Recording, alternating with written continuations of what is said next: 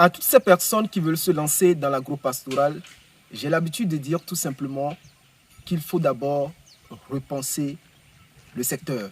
Parce que pour beaucoup, l'agro-pastoral ne demande pas beaucoup d'argent. Je n'aime pas rester dans la théorie, seulement donner des conseils, mais j'aime surtout vous montrer les réalités sur le terrain. Ce projet, je ne vais plus le présenter, vous le connaissez sûrement déjà si vous me suivez depuis longtemps. On avait construit ce poulailler que vous voyez, que vous avez beaucoup apprécié. Je pense qu'il y a plus de 15 000 personnes qui ont suivi la vidéo. Je n'ai pas les statistiques en tête. Mais après la construction, ça ne s'arrête pas là. Il y a encore des installations à faire qui nécessitent beaucoup d'argent. Dans mes précédentes vidéos, je vous ai parlé d'un puits qu'on a à la base décidé de faire dans la ferme. Mais après, lorsqu'on creusait le puits, on a rencontré un souci. Puisque sûrement, vous savez que l'eau est un élément indispensable, très important dans une ferme. Et comme il y a une roche en bas du puits et qu'on n'a pas véritablement assez à l'eau, le promoteur, il était obligé justement de faire un forage. Un forage également qui a nécessité beaucoup d'argent. Une fois encore pour dire que l'agro-pastoral, ce n'est pas peu d'argent. Donc vous voyez actuellement, je vais vous faire vivre l'aventure. Ça fait le deuxième jour que nous sommes ici pour faire les installations de tout ce qui concerne la plomberie. Vous voyez, il y a d'ailleurs un château qui a été réalisé il y a de cela 2 semaines. Donc on a fini la réalisation de ce château qui va prendre le grand polytank. Et de l'autre côté, nous avons le petit château, d'accord, qui va prendre un petit polytank, d'accord, de 500 litres. Donc, c'est ce château-là, justement, qui va alimenter le poulailler. Vous savez, si vous voulez faire l'aviculture, vous voulez construire des bâtiments semi-industriels, cela vous demande beaucoup d'argent. De la construction du poulailler à l'installation de tout ce qui concerne la plomberie, les châteaux. Donc voilà, bref. Vous allez vivre l'aventure avec nous, vous allez voir les différentes activités, ce qu'on va faire, tout ça. Parce que le but aussi, sur cette chaîne, c'est de vous fournir de meilleures personnes. Les personnes qui maîtrisent leur travail. Nous visons surtout le professionnalisme, d'accord? On ne veut pas brader, d'accord, boycotter le travail d'un investisseur. Donc vous allez voir tout ce que nous allons faire et à la fin, on va vous présenter les résultats. Vous n'êtes pas plombier, mais je suis obligé aujourd'hui, je vais vous amener dans le monde de la plomberie. Vous allez apprendre avec nous, vous allez voir toutes les installations du début jusqu'à la fin. Je pense que voilà, ça vous permettra également de vous régaler. À très bientôt.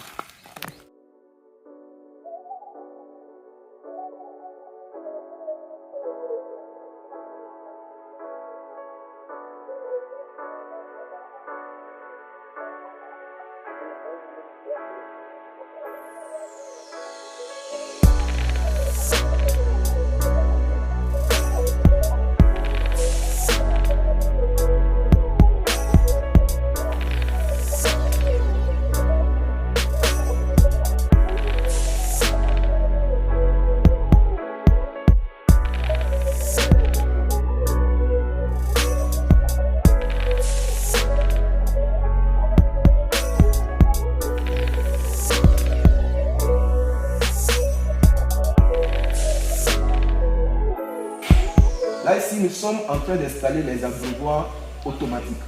Quand on parle d'un poulailler semi-industriel, c'est de rendre automatique certaines activités. Dans les grandes fermes, dans les grands poulaillers qui sont réellement industriels, toutes les activités sont presque automatiques. Mais ici, nous faisons, c'est l'eau seulement qui est rendue automatique. Avec ça, vous aurez de l'eau. Les sujets auront automatiquement de l'eau dans les abreuvoirs. Donc l'eau se renouvelle à chaque fois que la quantité qui est réglée ici est diminuée. Donc voilà, bon, nous on vise beaucoup plus le professionnalisme. Et j'ai mon plombier là qui est en train de faire le travail. Monsieur le plombier, vous êtes en train. J'espère que ça avance. Ça fait déjà 2 jours que nous sommes ici. Comment est-ce que vous trouvez l'activité? Ah, c'est pas mal. Il n'y a pas de difficulté. Il n'y a pas de difficulté pour le moment. D'accord. Mais vous voyez que c'est beaucoup d'argent aussi. Hein? Oui, c'est beaucoup d'argent, certainement. Et bon, qu'est-ce que tu diras aux personnes qui veulent aussi investir dans l'agriculture? Bon, quand on dit beaucoup d'argent, on ne dit pas que ce sont des milliards, non? Ou des multimillions, non? Non. Mais il faut dire que c'est aussi des dépenses. Parce que le but aussi, c'est de repenser le secteur.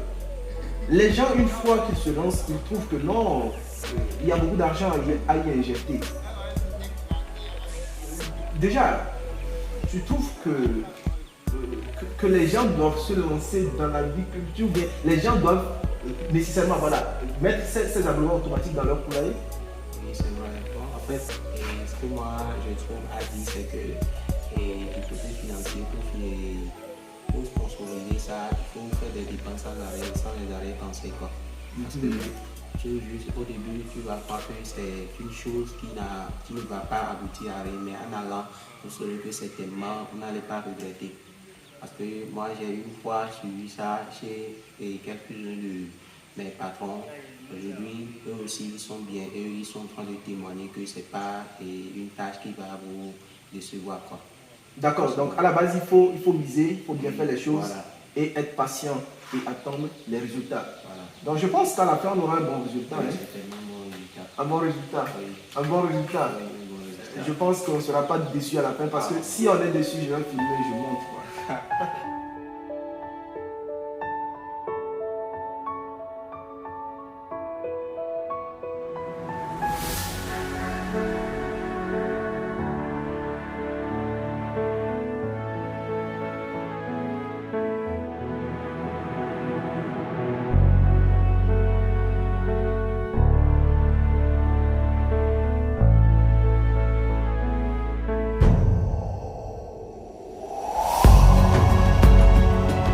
Là, ici, nous voulons mettre la pompe immergée dans le forage. Et là, rapidement, je suis avec le foreur, ceux qui ont fait le travail ici. Et je voudrais rapidement lui poser quelques questions dans le but de vous enrichir, de vous donner quelques informations lorsque vous serez prêt à débuter votre projet, que ce soit un forage pour usage de la maison, d'accord, ou pour vos projets. Alors, là, ici, nous avons une pompe immergée. Est-ce que là, déjà, vous pouvez me dire comment choisir cette pompe-là? Comment choisir la pompe? La pompe immergée. La pompe immergée, je peux dire dedans, c'est une pompe de 2. De 2. Oui, qui peut pomper 2 mètres cubes par heure, quoi. par heure. Voilà. D'accord.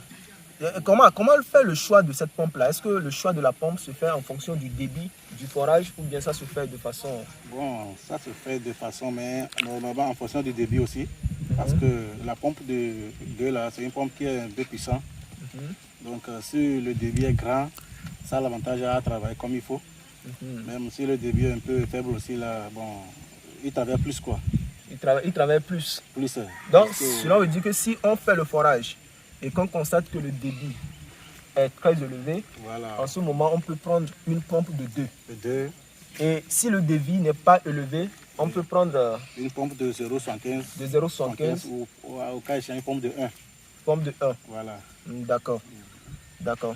Donc, bon, quand vous faites le travail, quand vous forez, est-ce que vous déterminez le débit d'eau afin de pouvoir, sur cette base-là, choisir la pompe qu'il faut? Ok, normalement, quand nous avons fini de faire la foration, il faut une équipe de pompage. Une équipe de pompage qui va passer faire essai de pompage. Donc c'est de là maintenant ils vont justement savoir c'est quel est le débit réel du forage.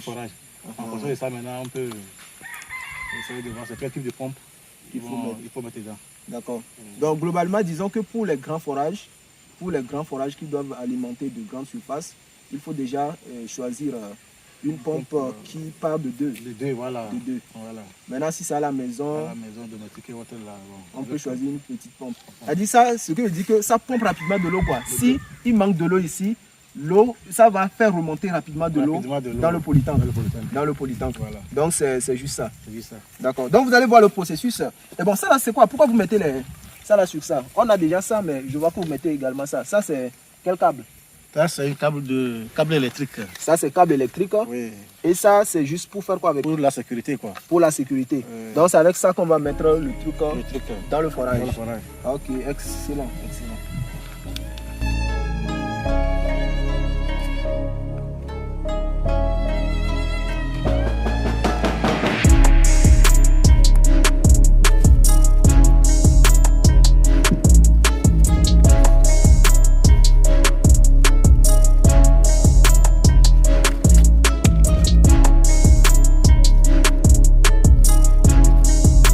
Le temps est arrivé pour faire entrer la pompe immergée dans dans le forage. Et là, c'est parti.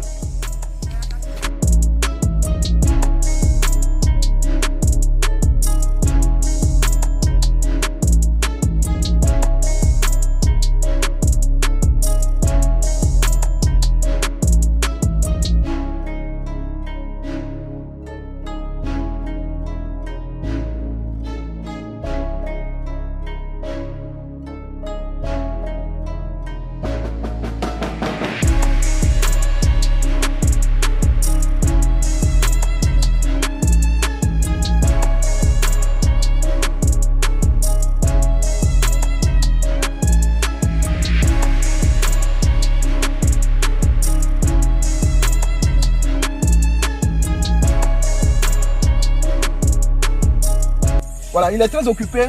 Rapidement, on a des filtres ici. Ce sont ces filtres-là qui m'a conseillé qu'on doit nécessairement utiliser. Donc, et plombier, Oui, j'espère que le travail avance. oui, Pourquoi vous avez décidé d'utiliser ces filtres-là?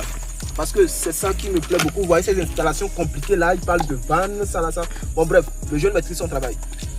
Pourquoi vous décidez d'utiliser ces filtres? En fait, pour ces filtres-là, le problème c'est que ça aide l'eau à ne pas Regardez un peu dans la caméra, s'il vous plaît. En fait, ça aide l'eau à ne pas salir, ça ne salit pas l'eau dans la polytank, quoi. Donc ça filtre l'eau, c'est ça? Oui, ça filtre l'eau. D'accord. Et ça, c'est quoi? En fait, ça, ce sont les filtres, ça. Ce sont les filtres, oui. Ce sont les... Ça, c'est la tête des C'est la- filtres. Ah, Ça, ok, c'est qui dit que d'accord. voici les filtres même. Et Voilà. pourquoi vous avez décidé d'utiliser deux? En fait, comme nous sommes en train d'utiliser le polytank de 2000 litres, là, De il faut 2000 que litres. on utilise deux pour que au moins l'eau soit un peu claire, quoi. Un peu clair. Oui, voilà. D'accord. Donc justement, vous allez voir de l'autre côté là, au niveau du petit polytank, puisque le grand polytank, on a un polytank de 2000 litres d'eau ici qui va justement alimenter le forage. Le forage dans un premier temps alimente ce premier château d'eau et le château d'eau va alimenter ce petit château d'eau. Le but ici, c'est d'avoir ce château d'eau justement qui serait scindé à celui-ci. Étant donné que les choses sont automatiques, et bien évidemment, à certains moments, il faudrait justement qu'on fasse des traitements. On va utiliser les produits. Donc, c'est dans ce petit château d'eau, dans ce petit polytank justement, qu'on va mettre les produits pour que les abreuvoirs à l'intérieur soient justement alimentés. Et vous allez voir, nous avons utilisé également le filtre là-bas. Je pense que c'est très important de les utiliser. Franchement, d'habitude, on ne les utilisait pas. Mais je pense que cette fois-ci, c'est bien d'utiliser ces filtres pour avoir une eau vraiment propre, puisque c'est très important pour une ferme. Alors, suivez l'aventure, on va continuer, on va vous présenter les choses jusqu'à la fin. Donc, ils sont toujours en train de faire les installations. Franchement, ça prend beaucoup de temps. Ça fait déjà 2 jours que nous sommes ici, comme je l'ai dit au début de la vidéo. Mais le travail continue toujours. Le but, c'est d'avoir un bon résultat. Franchement, ici, vous savez, je vais vous donner un conseil. En réalisant vos projets, je vous demande d'être plus près. À chaque fois, demandez des informations. Il y a une erreur qui a été commise ici, malheureusement. Je vais me taire sur ça. Et je demande souvent que vous soyez toujours ponctuel. Il faut toujours prendre des informations. Il ne faut pas surtout aussi faire aveuglement confiance. C'est très important. C'est très important. On continue l'aventure.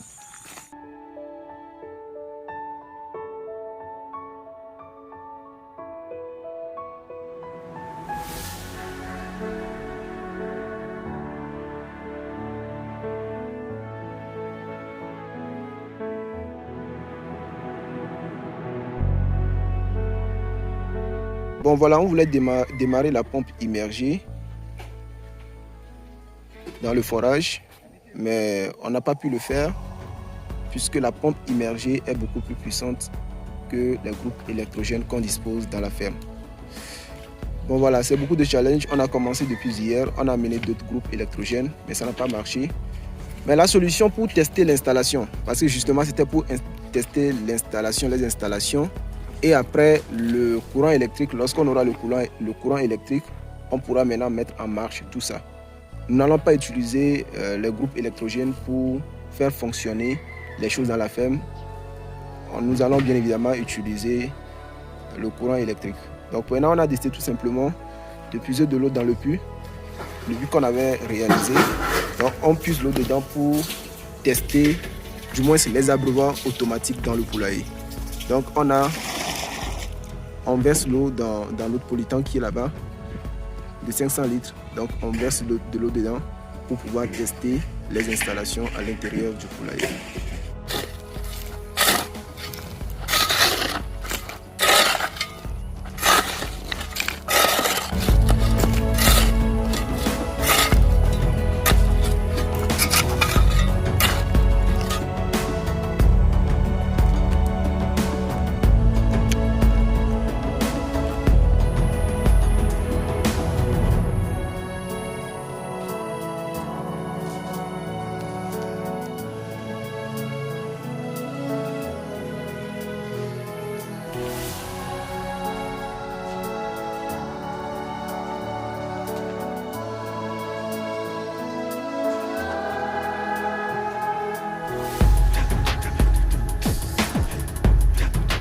Là, nous sommes au 3e jour des activités sur le site. Et aujourd'hui, c'est l'installation électrique. Les plombiers sont en train de faire les raccordements, tout ce qui permettra bien évidemment d'avoir de la lumière dans la ferme. Vous savez, la lumière joue un rôle indispensable dans une ferme, surtout quand on parle des poules pondeuses. Parce que globalement, lorsqu'on prend les volailles, lorsqu'on commence la production, il faut forcément de la lumière. Mais chez les pondeuses, on parlera surtout d'un système d'éclairage qu'il faut respecter au cours de la production. Donc si vous n'avez pas la lumière dans la ferme, eh bien vous aurez beaucoup de problèmes, d'accord? Et donc, c'est le 3e jour et c'est ce qui se fait. Donc si vous voulez lancer un projet, dans ce projet également, pensez à la lumière. Vous allez avoir, et pour la lumière justement, soit vous installez les panneaux solaires, d'accord? Si vous n'avez pas la possibilité de faire un raccordement électrique, soit carrément vous amenez le courant électrique, d'accord? Et c'est ce que nous sommes en train de faire ici. Nous avons la chance que la haute tension est passée par ici, donc on peut partir de là pour amener la lumière dans la ferme. Et pour avoir la lumière, franchement, ce n'est pas du tout facile, c'est un gros challenge, parce que là, il faut dépêcher les choses, il faut que les choses soient beaucoup plus rapides parce que si on veut attendre les procédures conventionnelles, attendre les gens pour qu'ils viennent nous faire ça, ça va prendre beaucoup de temps. Donc à la fin de cette vidéo, je vous dirai les quelques challenges que vous devez, ou bien certaines des choses que vous devez retenir lorsque vous voulez entreprendre sur le continent, si vous avez un business sur place. Parce que si à chaque fois vous devez attendre les vraies procédures, eh bien ça va retarder vos activités. Donc là, c'est ce que nous sommes en train de faire actuellement. Il y a les électriciens qui sont en train de faire les raccordements électriques. Le message, tout simplement, c'est de savoir aussi que lorsque vous voulez installer votre ferme, vous devez mettre la lumière également dans vos programmes. Et ça aussi, ce sont des coûts. Et il faut savoir que ce sont des investissements. C'est sur le long terme que vous allez amortir ça. Ceux qui sont dans l'optique de rapidité d'entrée d'argent, calmez-vous. Calmez-vous. Il faut être patient et c'est toujours le principe. Donc voilà, nous allons continuer les activités. Hier, c'était le 2e jour. On était justement en train de faire tout ce qui concerne la plomberie pour avoir de l'eau dans la ferme. Malheureusement, on n'a pas pu terminer. Nous nous sommes rendus au 3e jour et les activités continuent comme toujours. Et bon, voilà, à la fin, je vais vous montrer l'accès à l'eau. Mais vous n'allez pas justement voir la lumière puisque on est en train de faire les installations pour le moment. Pour démarrer le forage, nous allons justement utiliser un groupe électrogène. Et après, on aura la lumière. D'accord? Donc, à tout à l'heure.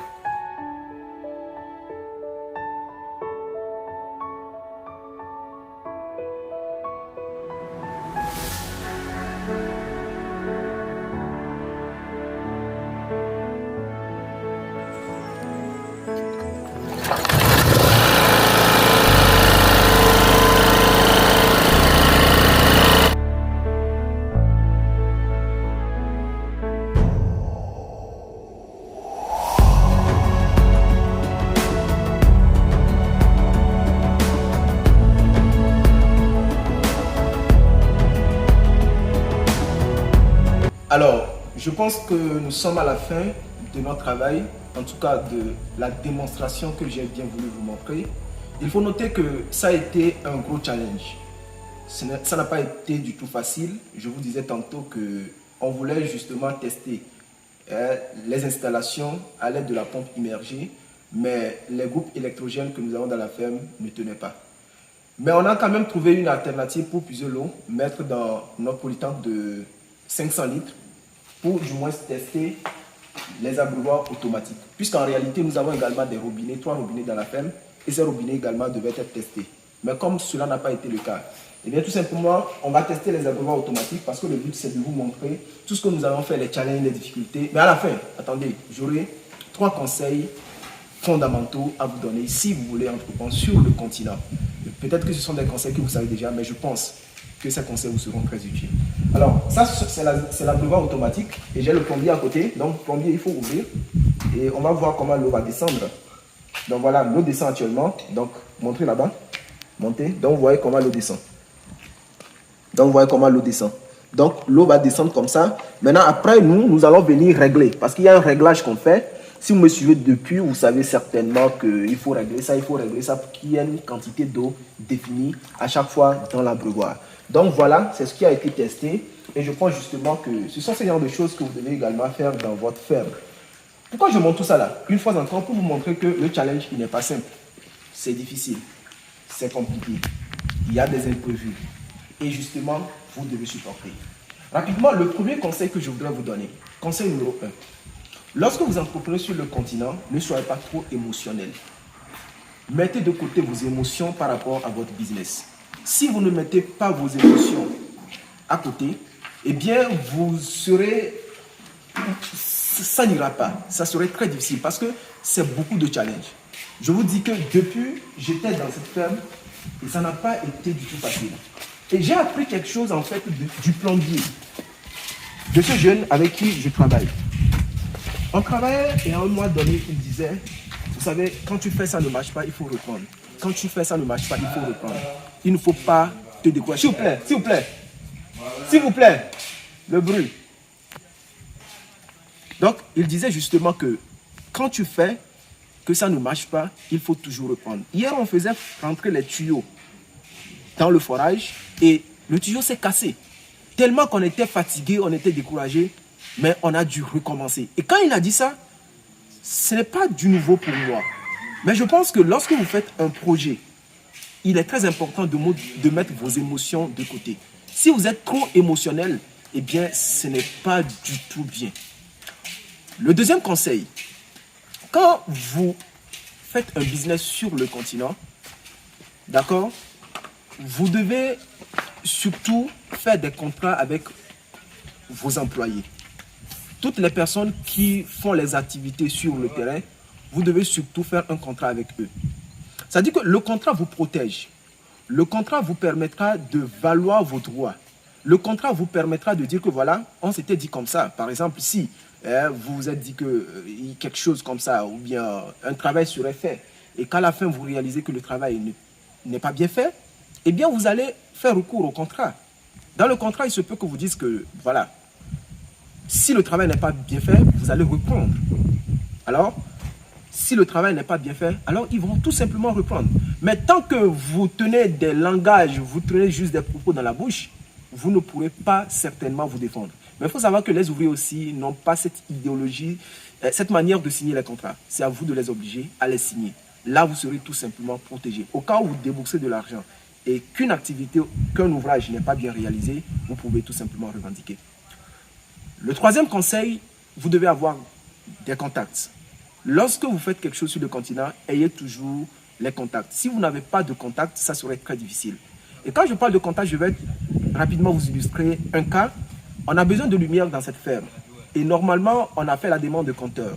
Et les gens de la compagnie qui devait venir, justement, devaient venir visiter et donner leur OK.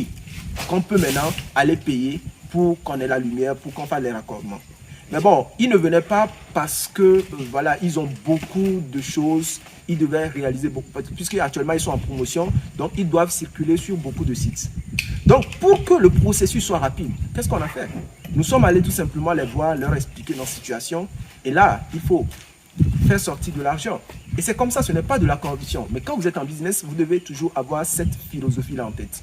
Quand il faut que les choses aillent plus rapidement, vous devez faire entrer, vous devez faire sortir de l'argent. Et c'est comme ça que le business marche globalement. Donc, ne soyez pas... ayez cette culture-là, c'est très important. Peu importe ce que vous faites, ayez cette culture. Si vous voulez que le processus ne soit pas conventionnel, comme d'habitude, vous devez faire sortir de l'argent. Voilà les 3 conseils que je retiens de ces 3 jours qu'on a passé dans cette ferme. 1, ne soyez pas trop émotionnel, vous allez péter les câbles. 2, vous devez surtout, n'est-ce pas, signer des contrats pour que vos collaborations, il faudrait que les collaborations soient retraçables. Et 3, maintenant, vous devez surtout avoir également de bons contacts.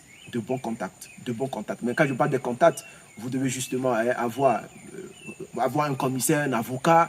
Au cas où vous avez problème de terrain, vous allez faire quoi à certaines personnes. Et quand je dis contact, c'est qu'il faut véritablement avoir des personnes qui peuvent vous aider dans des situations compliquées.